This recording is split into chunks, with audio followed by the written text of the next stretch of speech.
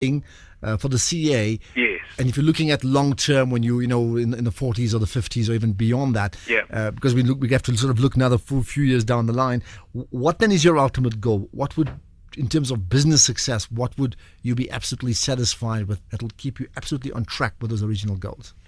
We have one single objective here at MSG, and that is to create a business that all South Africans, and particularly Black South Africans, can be proud of.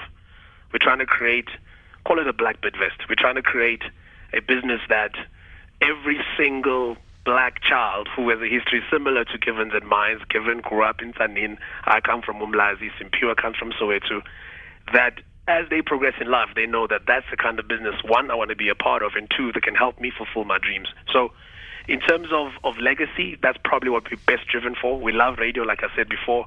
We are currently an applicant on a couple of licenses, hopefully ICASA will do that, I think, and award it to MSG. So really, the goal is to create this group that all of us can be proud of. And the last thing I'd like to say on that is, I think that it's a waste of one's lifetime to work until they can no longer live. So one of my personal objectives is to make sure that whilst I work, I have a clear objective about when I will perhaps work less. I don't think I'll ever stop working, but certainly work less. And that objective is when? 80 years old and still be employed. And when do you intend working less? I think 40 is a good number. Okay. Let's see if you would chat to you then. Let's. When you were growing up, have you had a mentor? You must have. Yes, I did. My grandfather, who was a teacher, a principal in Umlazi at Swelihla High School, and taught there for many, many years, was my role model. He taught me, the importance of education. I wanted to pursue something that he didn't even understand what a chartered accountant was, and the support that I had back home was very, very important. If anything, support at home is perhaps beat any other mentorship program you could ever have. But as I got into my professional career, I had my mentors all along the way, and I still have my mentors till this very day. And they are important. Very important in my life.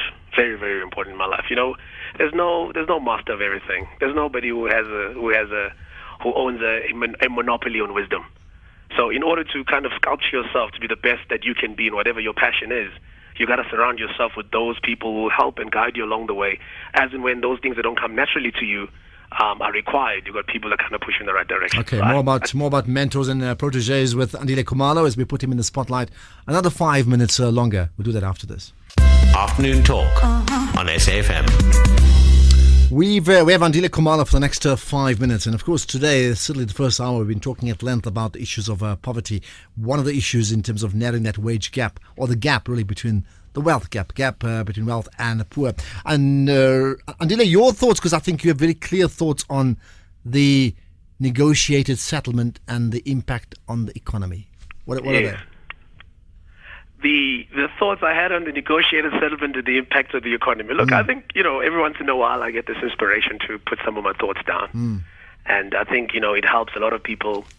I hope it helps a lot of people put things into perspective. And, many people made reference to the caller earlier. I don't think we should judge the lady for making the comments that she made. Yes, some of the times, you're dealing with individuals who may not have the kind of context that's required. And I think that we as a country, to the extent that we entered into political freedom the way we did, it left the void on how assertive we can be in terms of economic transformation. Okay, so you blogged about this. Shall I read it? I can read a paragraph. You can go for it. Okay, it says, I'm just picking out one point there. It says, why am I concerned about the concessions? Well, it is my strong view that our victory over apartheid was somewhat undermined by what eventually became a negotiated settlement. Some may argue that the negotiations saved the country from what could have been or become a bloody and devastating civil war that would have taken the country back decades in infrastructure development and economic prosperity. However, every negotiated settlement has concessions. No party gets everything they want in a negotiated settlement. The question we now have the benefit of hindsight to ask is, what exactly did we concede? What is the real price of these concessions? And what do we have to do to reverse these losses? I don't want the answers. They need to read your blog. Where can we find your blog? My blog, if you just Google Andile Khumalo, I think it's the first three results that come up to take you to my blog spot. So if you go to blogspot.com, you should be able to find, if you just punch in my name, you should be able to find the blog. Okay. How important, however, is it to have strong opinions on issues like this? If we don't talk, if we don't try to influence those who may be listening, how are we to expect change? So I'm one of those people who really believe that wherever I have an opportunity to air a view, to help change a paradigm, I may be influencing somebody right now who is walking into a certain environment without the information that perhaps we've taken out of our little discussion, and now that they empowered with that information may behave differently.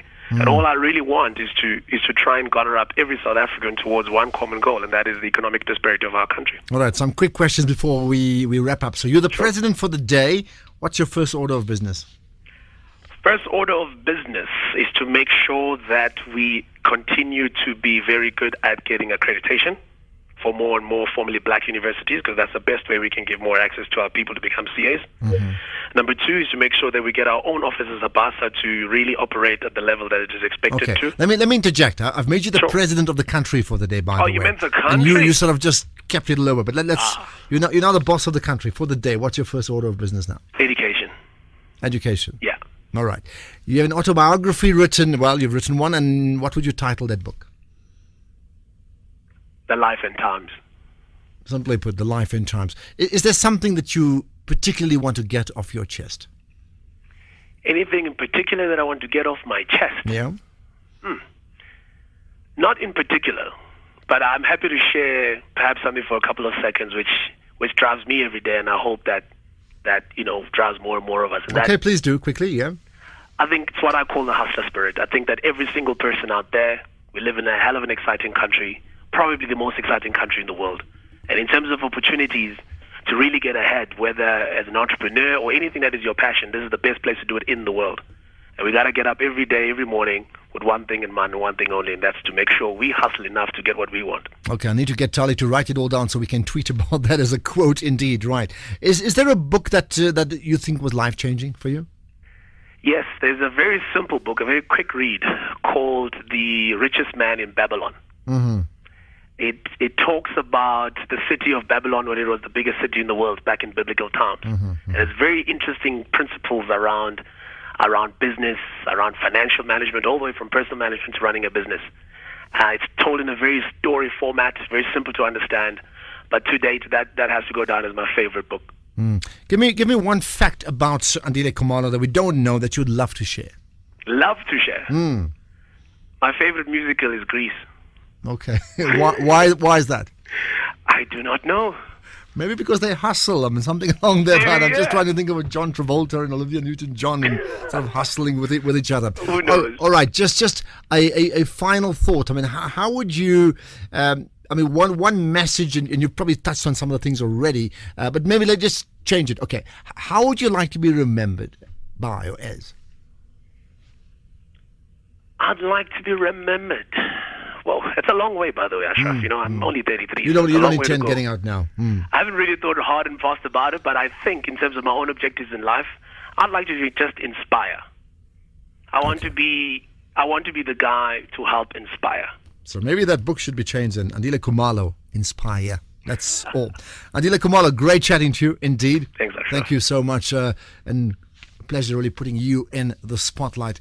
So lots more. We'll have other guests in the spotlight tomorrow, of course. But right now, time for Radio VUCA. Right now, time for Radio VUCA. Right now, time for Radio VUCA. Right now.